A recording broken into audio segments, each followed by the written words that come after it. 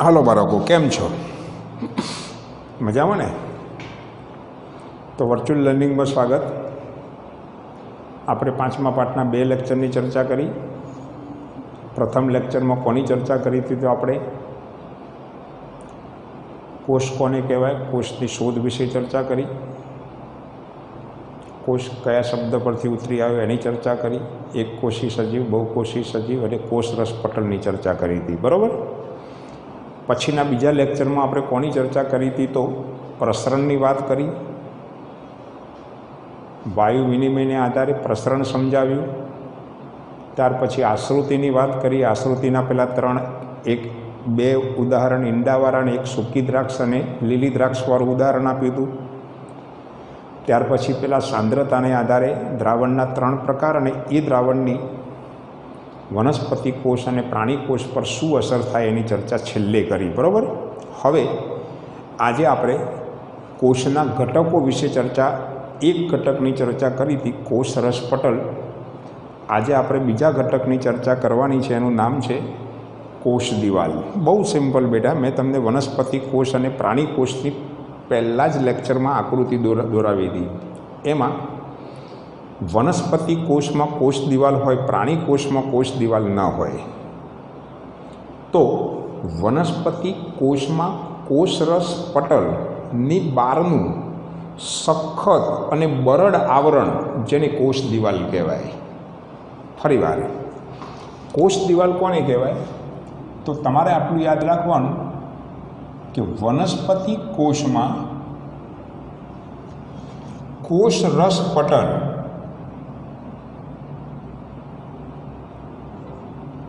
ની બહારના બરડ આવરણને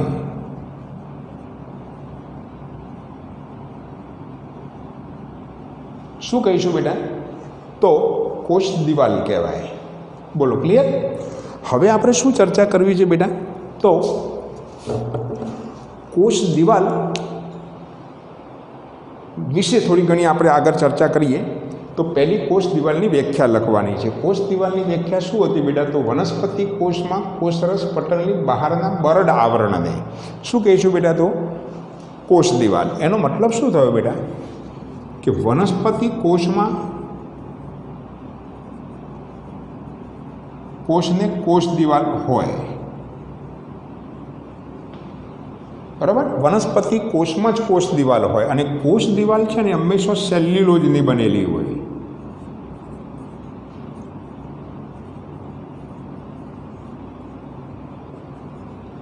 કોષ દિવાલ હંમેશા શાની બનેલી હોય બેટા? તો સેલ્યુલોઝની બનેલી હોય. ફરી એકવાર 3 વસ્તુ બરોબર યાદ રાખો બેટા. વનસ્પતિ કોષમાં કોષરસ પટલની સૌથી બહારના આવરણને શું કહીશું બેટા આપણે? તો કોષ દિવાલ કહેવાય. કોષ દિવાલ માત્ર વનસ્પતિ કોષમાં જ આવેલી હોય અને આ કોષ દિવાલ છે એ શાની બનેલી હોય? તો સેલ્યુલોઝની બનેલી હોય. ફરી એકવાર શું કહીશું બેટા? તો કોષ દિવાલ વનસ્પતિ કોષમાં કોષરસ પટલની બહારના બરડ આવરણને કોષ દિવાલ કહેવાય. વનસ્પતિ કોષમાં જ કોષ દિવાલ આવેલી હોય અને કોષ દિવાલ હંમેશા સેલ્યુલોઝની બનેલી હોય. આટલી વસ્તુ યાદ રાખ્યા પછી આપણે જે ચર્ચા યાદ રાખવાની છે ને એ સિમ્પલ છે. તો હવે આપણે યાદ રાખવાની છે કોષ દિવાલના કાર્યો. ધ્યાન આપજો બેટા. સૌથી પહેલું કાર્ય, એક કોષ દિવાલ કોષને યાંત્રિક મજબૂતાઈ આપે. બરોબર યાદ રાખો બેટા. તે કોષને યાંત્રિક મજબૂતાઈ આપે. નંબર 2, શું કરે? તે કોષનો આકાર જાળવી રાખે.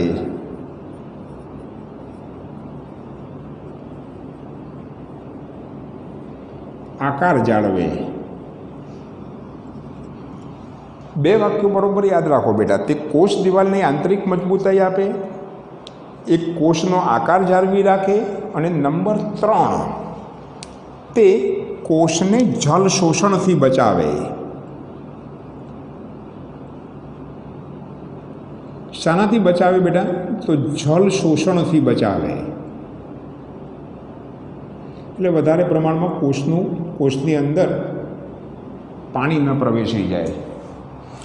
પછી શું થાય બેટા? અહીં બરાબર યાદ રાખજો, આ ચોથો મુદ્દો છે ને એ થોડોક યાદ રાખવો પડે એમ છે કે કોઈ પણ જીવંત કોષ હોય ને, પર્ટિક્યુલર વનસ્પતિ કોષો, કેમ? કારણ કે વનસ્પતિ કોષમાં જ કોષ દિવાલ આવેલી હોય. જીવંત વનસ્પતિ કોષ છે ને એ જો આશ્રુતિના કારણે પાણી ગુમાવી દે, ફરીવાર યાદ રાખજો બેટા, જીવંત વનસ્પતિ કોષ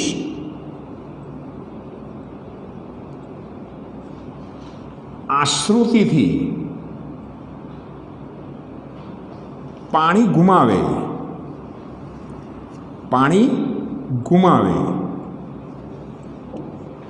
આવી આખી જે પ્રક્રિયા છે ને બેટા એને રસ સંકોચન કહેવાય. આપણે આગળ ચર્ચા કરી હતી. જેવું રસ સંકોચન થાય ને એટલે કોષ દિવાલ છે ને એ કોષ રસથી છૂટી પડી જાય.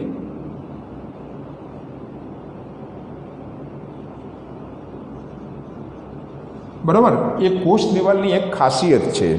વનસ્પતિ કોષ જીવંત હોય ને ત્યાં સુધી એની સાથે કોષ દિવાલ સંલગ્ન હોય કોષ રસ સાથે, પણ જેવી એ વનસ્પતિ કોષ છે એ આશ્રુતિના કારણે પાણી જો ગુમાવી દે તો આવા સંજોગોમાં થાય શું બેટા કે કોષ રસથી કોષ દિવાલ છૂટી પડી જાય. આ કોષ દિવાલની એક ખાસિયત છે.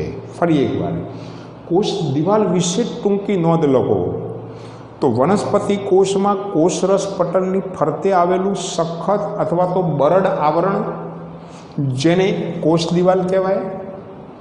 વનસ્પતિ કોષમાં જ કોષ દિવાલ આવેલી હોય ને કોષ દિવાલ સેલ્યુલોજ જેવા દ્રવ્યની બનેલી હોય. સેલ્યુલોજ એક દ્રવ્ય છે, એ દ્રવ્યની બનેલી હોય. પછી આપણે એના કાર્યો યાદ રાખવાના છે. પહેલું કાર્ય તો યાંત્રિક મજબૂતાઈ આપે, તે કોષનો આકાર જાળવી રાખે. નંબર 3 કોષને જલ શોષણથી બચાવે.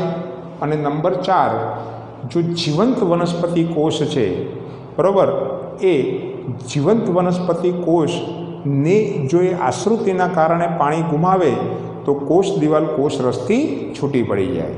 ખ્યાલ આવ્યો? એટલે કોષ રસને કોષ દિવાલથી છૂટી પડવાનું કાર્ય પણ કોષ દિવાલ જ કરે એમ. બરાબર? બીજી વાત, તમને કોષ દિવાલની ખબર પડી બેટા? આના પછીનું આ કોષ દિવાલ પછી આપણે કોષ કેન્દ્રની ચર્ચા કરવાની છે. કોની ચર્ચા કરીશું બેટા? આપણે કોષ કેન્દ્રની ચર્ચા કરીશું. મેં તમને વનસ્પતિ કોષ અને પ્રાણી કોષની આકૃતિ દોરાવી હતી ને બેટા, એમાં વચ્ચેના ભાગમાં આ રીતે મેં તમને કોષ કેન્દ્ર દોડાવ્યું હતું. યાદ કરો બેટા. હવે આપણે શું કરવાનું છે? દરેકે દરેક અંગિકાઓને અલગ અલગ ભણવાની છે. પછી મેં તમને આવું કહ્યું હતું કે વચ્ચેથી તમારે પેન્સિલથી ભૂસી નાખવાનું.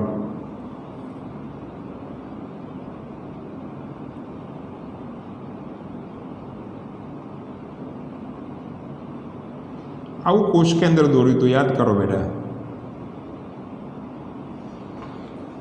કોષ કેન્દ્રની અંદર કોષ કેન્દ્ર રસ આવેલું હોય.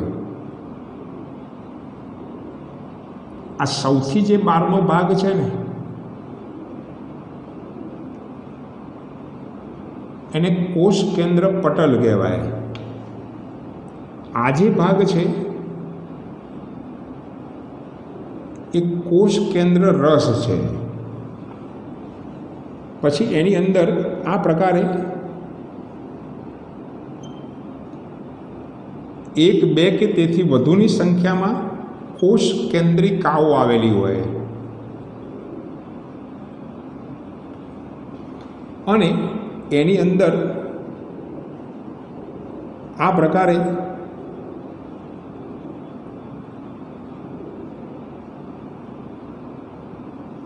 રંગ તત્વ આવેલું હોય. બરાબર? તો કોષની આ મધ્યમાં આવેલી અંગિકા છે બેવડી કોષ કેન્દ્ર પટલ ધરાવતી. ગોળાકાર અંગિકા છે આ. એટલે તમારે કોષ કેન્દ્ર વિશે ટૂંક નોટ લખો ને બેટા, ખૂબ અગત્યની ટૂંક નોટ છે, ખાસ યાદ રાખજો બેટા.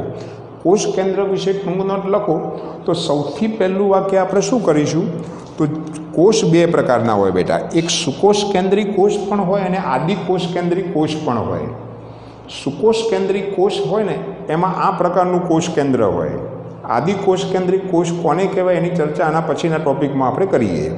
તો સુકોષ કેન્દ્રી કોષ હોય એની મધ્યમાં આવેલી ગોળાકાર મુખ્ય અંગિકા કે જે બેવડી કોષ કેન્દ્ર પટલ ધરાવે છે એને કોષ કેન્દ્ર કહેવામાં આવે.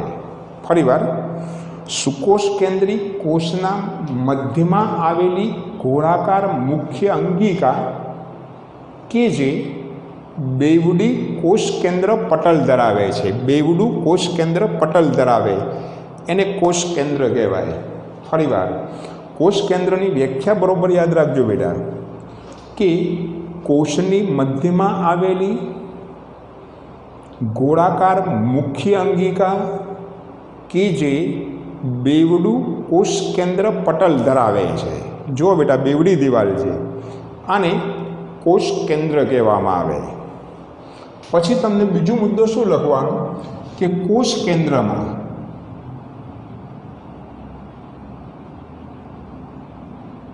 આ ચાર ઘટકો આવેલા હોય. કોષ કેન્દ્ર પટલ, કોષ કેન્દ્ર રસ, કોષ કેન્દ્રિકા અને રંગ તત્વ. સૌથી પહેલી આપણે જે ચર્ચા કરવાની છે કોષ કેન્દ્ર પટલ વિશે વાત કરવાની છે.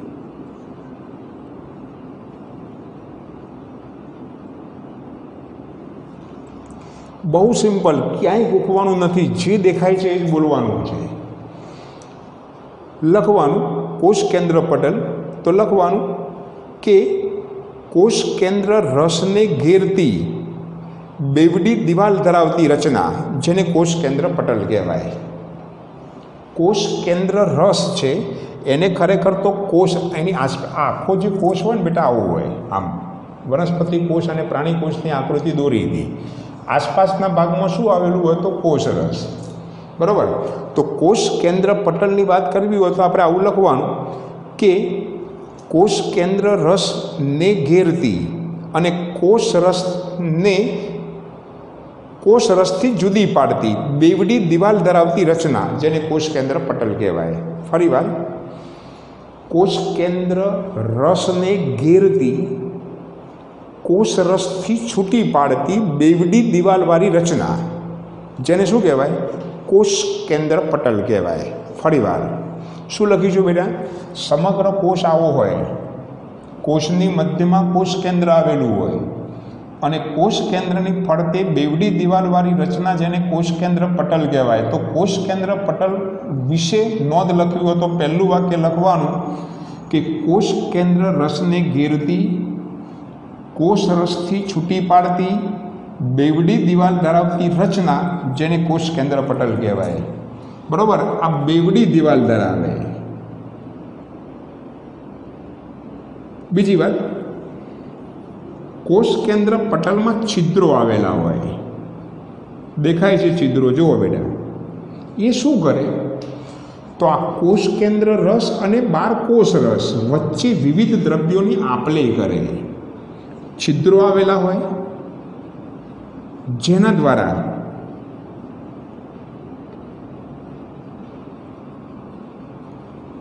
કોષ રસ અને કોષ કેન્દ્ર રસ વચ્ચે વિવિધ દ્રવ્યોની આપ-લે થાય. બસ તમારે કોષ કેન્દ્ર પટલ વિશે નોંધ લખો તો તમારે આ બે જ મુદ્દા. ફરીવાર, કોષ કેન્દ્ર પટલ વિશે લખવું હોય તો લખવાનું કે કોષ કેન્દ્ર રસને ઘેરતી કોષ રસથી કોષ કેન્દ્ર રસને જુદી પાડતી બેવડી દિવાલ ધરાવતી રચના જેને કોષ કેન્દ્ર પટલ કહેવાય. કોષ કેન્દ્ર પટલમાં છિદ્રો આવેલા હોય જેને કારણે કોષ કેન્દ્ર રસ અને કોષ રસ વચ્ચે વિવિધ દ્રવ્યોની આપ-લે થાય. કોની વાત કરી બેટા, તો કોષ કેન્દ્ર પટલની વાત કરી. હવે આપણે કોની વાત કરવી છે? તો કોષ કેન્દ્ર રસ વિશે કોઈ ચર્ચા કરવાની જરૂર નથી. તમારે કોષ કેન્દ્ર રસ વિશે લખવું હોય તો લખવાનું કે કોષ કેન્દ્રની અંદર આવેલ પ્રવાહીમય માધ્યમ, જેને કોષ કેન્દ્ર રસ કહેવાય. કોષ કેન્દ્ર રસમાં તમારે લખવું હોય તો શું લખવાનું? કે કોષ કેન્દ્રની અંદર આવેલી પ્રવાહીમય માધ્યમ, જેને કોષ કેન્દ્ર રસ કહેવાય. આપણે ચર્ચા કોષ કેન્દ્રિકાની ચર્ચા કરવાની છે.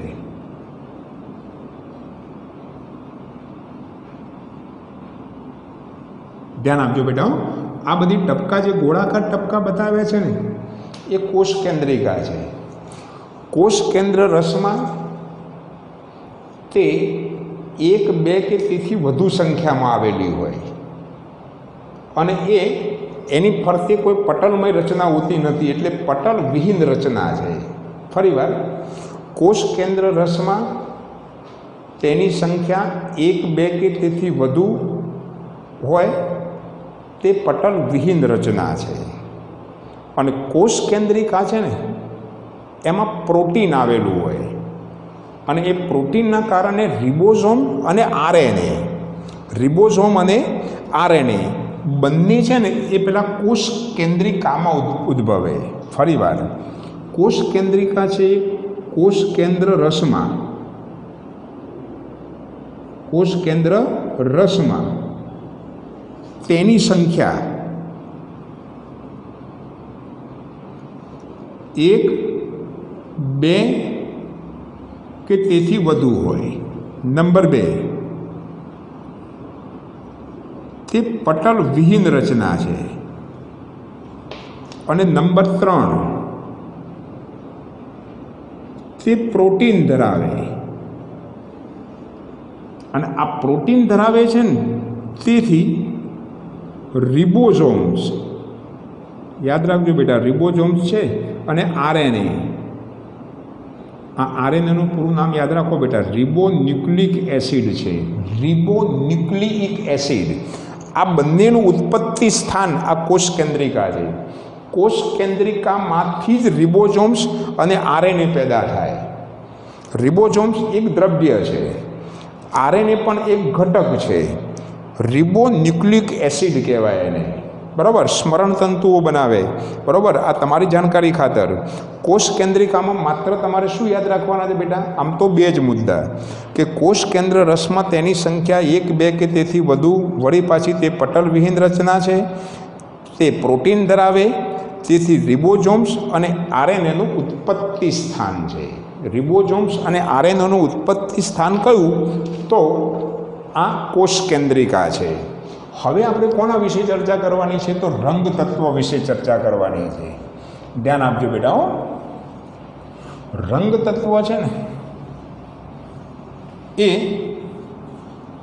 આ રહ્યું. અહીં મેં સૂત્રમાં જથ્થો બતાવ્યો છે.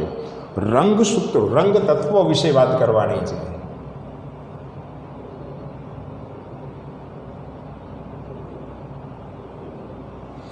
તો રંગ તત્વો વિશે ચર્ચા કરવી હોય તો લખવાનું કે કોષ કેન્દ્રમાં આવેલ રંગસૂત્રોનો જથ્થામય, સૂત્રમય જથ્થો, આ સૂત્રો જેવો છે. સૂત્ર એટલે દોરી જેવા. સૂત્રમય જથ્થો, જેને રંગ તત્વ કહેવામાં આવે. ફરીવાર, કોષ કેન્દ્રમાં આવેલ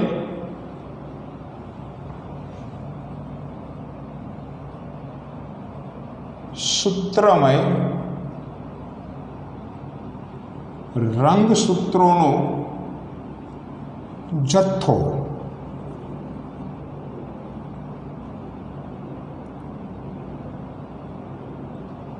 રંગ તત્વ કહેવામાં આવે. ખ્યાલ?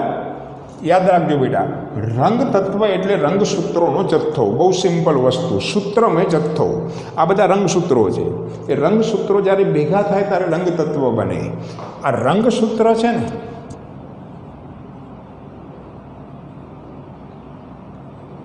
એ જનીન એટલે DNA ધરાવે. આ DNAનું પૂરું નામ યાદ રાખો બેટા, ડીઓક્સી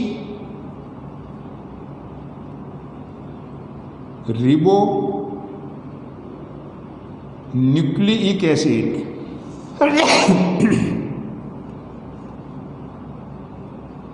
જનીન અને પ્રોટીન ધરાવે. જનીન એટલે ડીએનએ. આ ડીએનએ છે ને, આ ડીએનએ શું કરશે બેટા?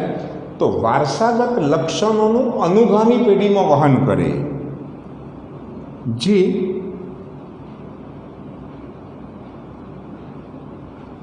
વારસાગત લક્ષણોનું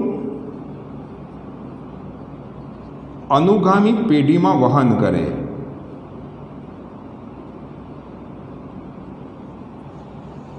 ફરીવાર રંગ તત્વ વિશે લખવાનું બેટા કે કોષ કેન્દ્રમાં આવેલ રંગસૂત્રોનો જથ્થો, રંગસૂત્રોનો જથ્થો, બરાબર, રંગસૂત્રોનો સૂત્રમય રંગસૂત્રોનો જથ્થો જેને રંગ તત્વ કહેવામાં આવે.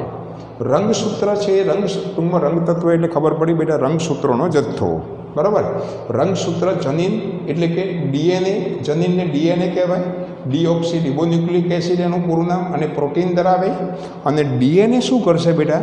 તો માતા પિતાના લક્ષણો એની સંતતિમાં જે ઉતરી આવે છે એના માટે જવાબદાર જનીન દ્રવ્ય છે, એટલે કે વારસાગત લક્ષણોનું અનુગામી પેઢીમાં વહન કરે. ક્લિયર?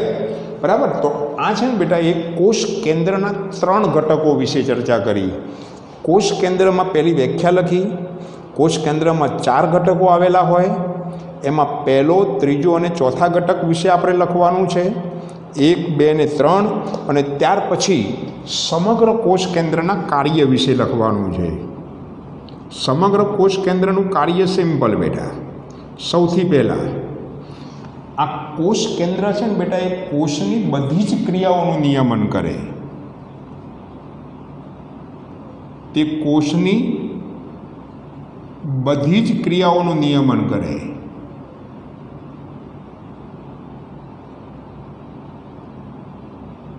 નંબર 3,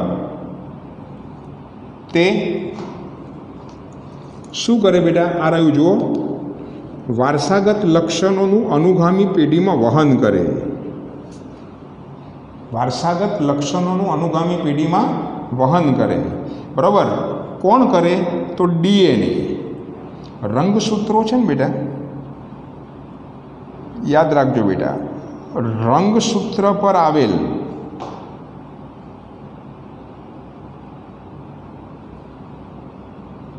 ડીએનએના કાર્યરત ખંડને જનીન કહેવાય. જે પછી તમે આ લખો ને તો ચાલે. ટૂંકમાં તમને પ્રશ્ન પૂછે બેટા જનીન એટલે શું? તો રંગસૂત્રો જે આવેલા હોય ને એની પર ડીએનએના ખંડો આવેલા હોય. તો ડીએનએના જે કાર્યરત ખંડો છે, એક્ટિવ ખંડો છે, એ ખંડોને જનીન કહેવાય. જનીનનું કાર્ય શું? તો વારસાગત લક્ષણોનું અનુગામી પેઢીમાં વહન કરે. ટૂંકમાં કોષ કેન્દ્ર છે 2 કાર્યો કરે. સમગ્ર કોષની ક્રિયાઓનું નિયમન કરે, બધી જ ક્રિયાઓનું નિયમન કરે. અને નંબર 3, 2 કે એ રંગસૂત્ર પર આવેલ ડીએનએના કાર્યરત ખંડને જનીન કહેવાય. તે શું કરશે બેટા? તો વારસાગત લક્ષણોનું અનુગામી પેઢીમાં વહન કરે. તો આ ચર્ચા કોની કરી બેટા? તો આપણે કોષ કેન્દ્રની ચર્ચા કરી. મેં તમને વાત કરી કે કોષ કેન્દ્રો કોષ 2 પ્રકારના હોય. એક આદિકોષ કેન્દ્રી કોષ પણ હોય અને સુકોષ કેન્દ્રી કોષ પણ હોય, બરાબર. હવે સુકોષ કેન્દ્રી કોષ એટલે કે સુવિકસિત કોષ કેન્દ્ર ધરાવતું હોય, એટલે કે આ પ્રકારનું કોષ કેન્દ્ર ધરાવતું હોય ને એને સુકોષ કેન્દ્રી કોષ કહેવાય. પણ સુવિકસિત કોષ કેન્દ્ર ન ધરાવતું હોય, નીચલી કક્ષાનું કોષ કેન્દ્ર ધરાવતું હોય, એટલે કે શું? કે એમાં કોષ કેન્દ્ર પટલ અથવા તો કોષ કેન્દ્ર રસ જેવી કોઈ રચના ના આવેલી હોય, બરાબર. તો પ્રાથમિક પ્રકારનું કોષ કેન્દ્ર કે જે કોષ કેન્દ્ર પટલ ધરાવતું નથી, બરાબર, એવા કોષને આદિકોષ કેન્દ્રી કોષ કહેવાય. હવે આપણે જે ચર્ચા કરવી છે ને બેટા, એ આદિકોષ કેન્દ્રી કોષની ચર્ચા કરવી છે.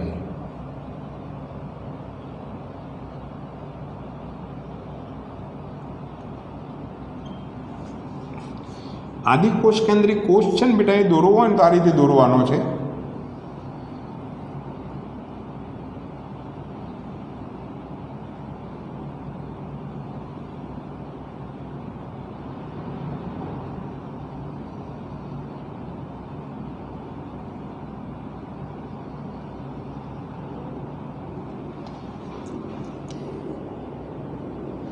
વચ્ચેના ભાગમાં આ પ્રકારનું હોય બેટા.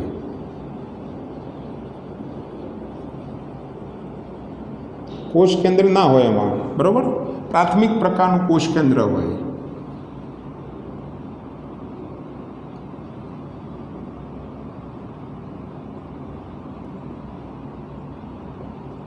કોષ કેન્દ્ર રસ્તો આવેલું હોય આમાં.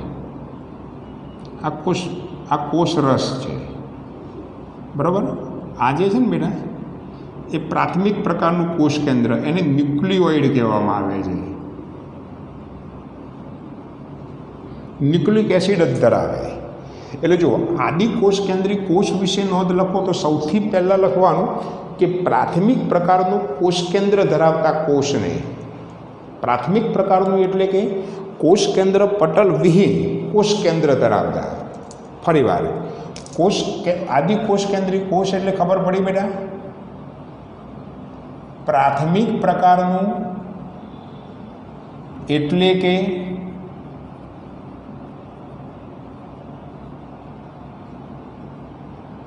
કોષ કેન્દ્ર પટલ વિહીન કોષ કેન્દ્ર ધરાવતા કોષને સુકોષ કેન્દ્રી કોષ કહેવામાં આવે. ખબર પડે છે? સોરી, આદિકોષ કેન્દ્રી કોષ કહેવામાં આવે. સોરી હો બેટા, આદિકોષ કેન્દ્રી કોષ એટલે ખબર પડી બેટા, આ પ્રકારનું કોષ કેન્દ્ર ન ધરાવતું હોય. આ કોષ કેન્દ્ર છે ને બેટા, એને સુવિકસિત કોષ કેન્દ્ર કહેવાય. બરાબર. આનો મતલબ શું થયો? સુવિકસિત કોષ કેન્દ્ર સૌથી પહેલાં તો કોષ કેન્દ્ર પટલ ધરાવતું હોય, એની અંદર કોષ કેન્દ્રિકાઓ હોય ને રંગતત્વ હોય. આવું બધું આમાં જોવા ના મળે. ક્લિયર? તો અહીં બરાબર યાદ રાખવાનું બેટા કે આદિકોષ કેન્દ્રી કોષ છે એ પ્રાથમિક પ્રકારનું એટલે કે કોષ કેન્દ્ર પટલ વિહીન કોષ કેન્દ્ર ધરાવતું કોષ છે. તો આવા કોષને આદિકોષ કેન્દ્રી કોષ કહેવાય. બીજી વાત, આદિકોષ કેન્દ્રી કોષ રસ છે ને બેટા, એ યાદ રાખજો બેટા, એનું કોષ કેન્દ્ર છે ને, આના ઉદાહરણ આપું તમને. આ આદિકોષ કેન્દ્રી કોષ છે ને બેટા, એને પ્રોકેરિયોટિક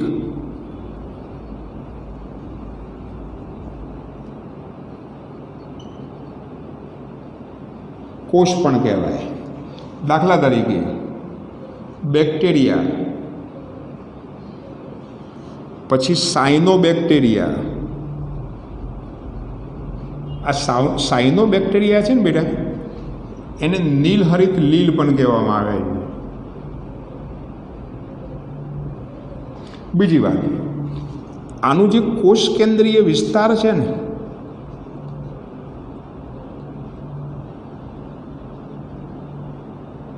વિસ્તાર એ માત્ર ન્યુક્લિઇક એસિડ ધરાવે.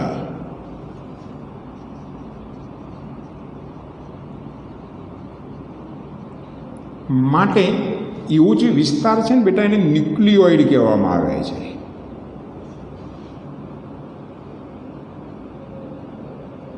એને ન્યુક્લિયોઇડ કહેવાય. ફરીવાર, આદિકોષ કેન્દ્રી કોષ વિશે 2-3 મુદ્દા યાદ રાખો. પહેલી વાત, પ્રાથમિક પ્રકારનું એટલે કે કોષ કેન્દ્ર પટલ વિહીન કોષ કેન્દ્ર ધરાવતા કોષને આદિકોષ કેન્દ્રી એટલે કે પ્રોકેરિયોટિક કોષ કહેવામાં આવે. દાખલા તરીકે બેક્ટેરિયા અને સાયનોબેક્ટેરિયા. બીજી વાત, કોષ કેન્દ્રીય વિસ્તાર છે ને એ માત્ર ન્યુક્લિક એસિડ ધરાવે. માટે આવો જે વિસ્તાર છે ને બેટા, એને ન્યુક્લિયોઇડ કહેવામાં આવે. બીજી વાત, આ છે ને બેટા, આમાં એક જ કોષ રંગસૂત્ર આવેલું હોય.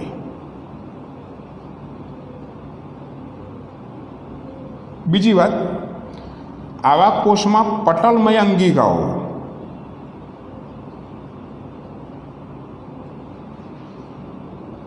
પટલમય અંગિકાઓ કેવી બેટા ખબર છે? આગળ આપણે ચર્ચા કરી હતી. કણાભ સૂત્ર, ગોલ્ગી કાય, બધી મેં પહેલાંમાં દોરીને બતાવી હતી. ગોલ્ગી કાય, અંતઃકોષ રસજાર,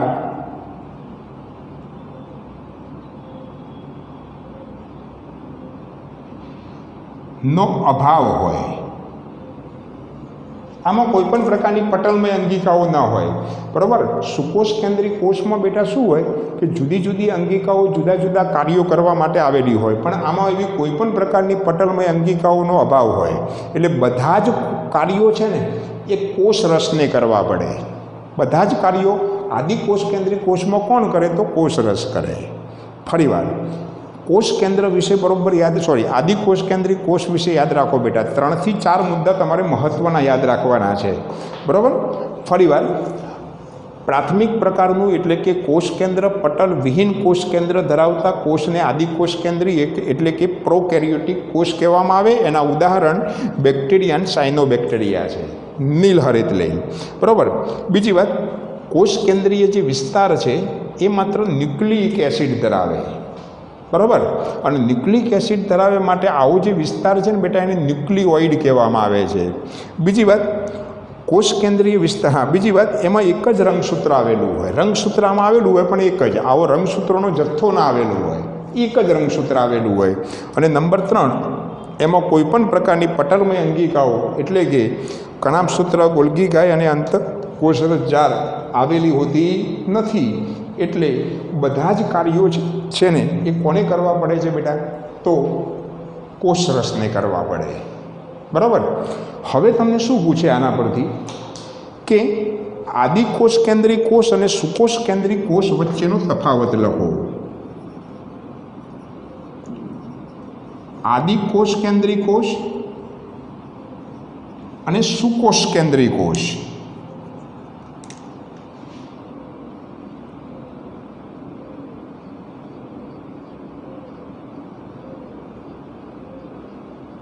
ધ્યાન આપજો બેટા. આ આદિકોષ કેન્દ્રી કોષનું કદ નાનું હોય, આનું કદ મોટું હોય. ફરક માત્ર આટલો. બીજી વાત, આનું કદ કેટલું હોય બેટા ખબર છે? 1 થી 10 માઇક્રોન. આ મ્યુ છે, માઇક્રોન વંચાય એને. અને આનું કદ છે ને બેટા એ સામાન્ય રીતે 5 થી 10 માઇક્રોન હોય. બીજી વાત, આદિકોષ કેન્દ્રીમાં કોષ કેન્દ્ર ન હોય.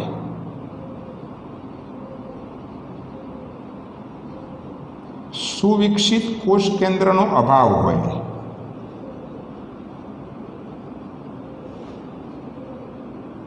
આમાં આવેલ હોય. બીજી વાત, આમાં પટલમય અંગિકાઓ ન હોય.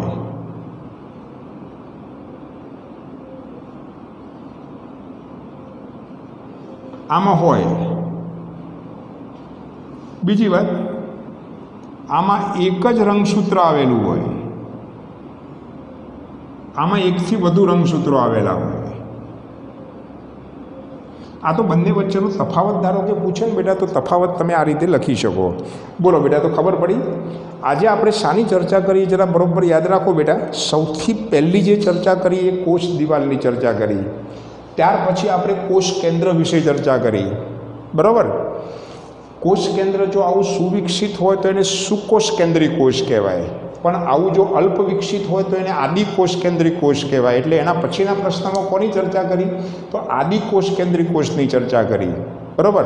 હવે પછી આદિકોષ કેન્દ્રી કોષને પ્રોકેરિયોટિક કોષ પણ કહેવામાં આવે. આટલી વસ્તુ યાદ રાખવાની. અને આ બંને ચર્ચા કર્યા પછી આદિકોષ કેન્દ્રી કોષ અને સુકોષ કેન્દ્રી કોષ વચ્ચેનો તફાવતની પણ ચર્ચા કરી. બરાબર બેટા. તો આટલી ચર્ચાઓ આપણે યાદ રાખીશું. બરાબર. અને જો કોઈ ક્વેરી હોય તો મને તમે આપતા લાઈવ સેશનમાં પૂછી શકો. બરાબર. એટલે હવે પછી આપણે આગળ અંગિકાઓની ચર્ચા કરવાની છે. એટલે કે અંતઃકોષ રસજાર વિશે ચર્ચા કરીશું, ગોલ્ગી કાય વિશે ચર્ચા કરીશું, કણાભસૂત્રો વિશે ચર્ચા કરીશું. આવી 3-4 અંગિકાઓ વિશે ચર્ચા કરીને પાઠ પૂરો કરીશું. ઓકે બેટા? ઓકે, તો આટલી તૈયારી કરજો. બાકીની ચર્ચાઓ હવે પછીના લેક્ચરમાં. બાય બાય બેટા.